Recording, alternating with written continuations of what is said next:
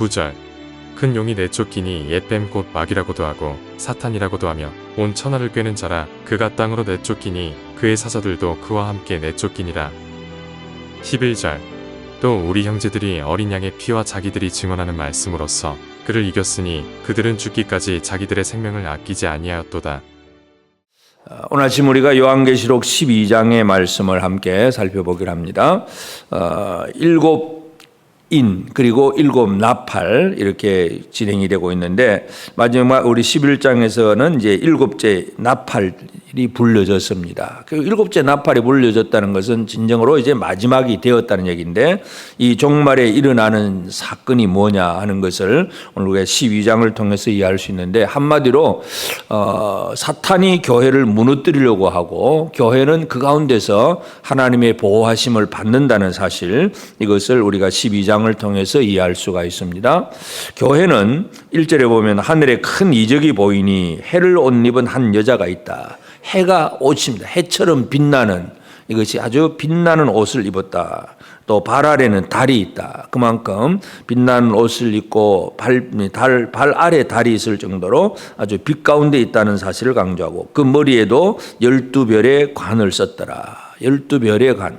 그래서 요한계시록의 이 별이라고 하는 것은 교회의 지도자들을 의미합니다. 그래서 이 교회가 이처럼 빛난 그런 아주 영광스러운 그런 교회입니다. 그런데 문제는 이제 2절에 이 여자가 아이를 베어 해산하게 되매 아파서 애를 쓰며 부르짖더라. 이 여자가 해산을 하게 되는데, 이 해산을 할 때에 또 다른 이제 세력 3절 하늘에 또 다른 이적이 보이니 보라 한 큰 붉은 용이 있어. 큰 붉은 용이 있습니다. 머리가 7이고 뿔이 10이다. 머리가 7이라는 건 결국은 이 세상적인 지혜가 가득하다는 그런 얘기고, 뿔이 10이다. 힘과 권세도 있다는 얘기입니다. 그래서 여러 머리 7 왕관이 있는데, 그 꼬리가 하늘의 별 3분의 1을 끌어다가 땅에 던지더라.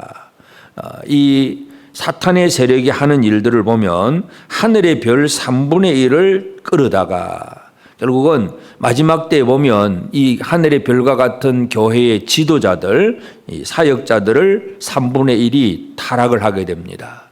그래서 진리가 아닌 거짓된 교훈을 말하게 되고 다른 복음을 말하게 되고, 이제 이런 식으로 이 사탄의 전략으로 말미암아 이 마지막 때에는 교회의 지도자들이 아주 잘못되어져 가는 그런 모습이 이제 되게 되는데, 무엇이 가장 큰 문제냐 하면, 이제 용이 해산하려는 여자 앞에서 그가 해산하면 그 아이를 삼키고자 하니, 아이를 삼키려고 합니다. 근데 그 아이가 어떤 아이냐 하면 5절 여자가 아들을 낳으니 이는 장차 철장으로 만국을 다스릴 남자라. 그 아이를 하나님 앞과 그 보좌 앞으로 올려가더라. 철장으로 만국을 다스릴 남자, 결국 예수 그리스도. 교회는 예수 그리스도가 나와야 되고 예수 그리스도가 표현되어져야 되고 예수 그리스도가 이 가장 핵심입니다. 사탄의 전략은 뭐냐 하면 교회에서 예수를 지우는 것. 그냥 교회가 도덕적이고 윤리적이고 뭔가 또 선한 사업 좀 많이 잘하고 뭐 이런 교회로만 자꾸 만들어내고 그 안에 예수가 없어지게 하는 것. 이것이 바로 많은 일곱 하늘의 별 3분의 1이 그렇게 타락을 합니다. 그래서 복음이 없고 예수가 없고 그냥 대신에 도덕적으로 착한 일하고 뭐 열심히 하고 이런 다른 교훈은 많은데 핵심이 사라져버리는 그런 교회가 됩니다. 이 마지막 때의 모습, 사탄의 전략이 그것입니다. 그래서 그 아이를 삼키고자 하니 예수 그리스도가 없어지게 하는, 교회에서 예수를 지워보려고 하는 이것이 바로 사탄의 전략입니다. 그러나 5절 여자가 아들을 낳으니 이는 장차 철장으로 만국을 다스릴 남자라. 그 아이를 하나님 앞과 그 보좌 앞으로 올려가더라. 하나님과 보좌 앞으로 올려가고, 그 다음에 여자는 6절 여자는 광야로 도망하며 거기서 1260일 동안 그를 양육하기 위하여 하나님께서 예비하신 곳이 있더라. 하나님이 예비하신 그곳에서 교회가 여자를 낳은 아이, 교회를 예수 그리스도를 드러내는 교회가 세상 속에서 많은 이제 도망을 해야 되고 핍박을 받아야 되지만, 그러나 하나님은 교회를 지키시고 도우신다는 사실, 이것을 분명히 강조하고 있습니다. 이제 이것이 이제 어떻게 해서 이렇게 일이 이루어지느냐 하는 얘기를 또 7절부터 또 이제 하늘의 전쟁 이야기를 합니다. 하늘의 전쟁이 있는데 미가엘과 그 사자들 용과 더불어 싸웁니다. 그러니까 하나님의 천사들과 그리고 사탄, 이 마귀 사탄과 싸우게 되고 큰 용은 내어 쫓깁니다. 그래서 져서 내어 쫓기고 이제 땅으로 내어 쫓기니까 결국은 교회를 핍박할 수밖에 없고 자기가 어떻게 하든지 반대하고 또 하는 그런 세력들.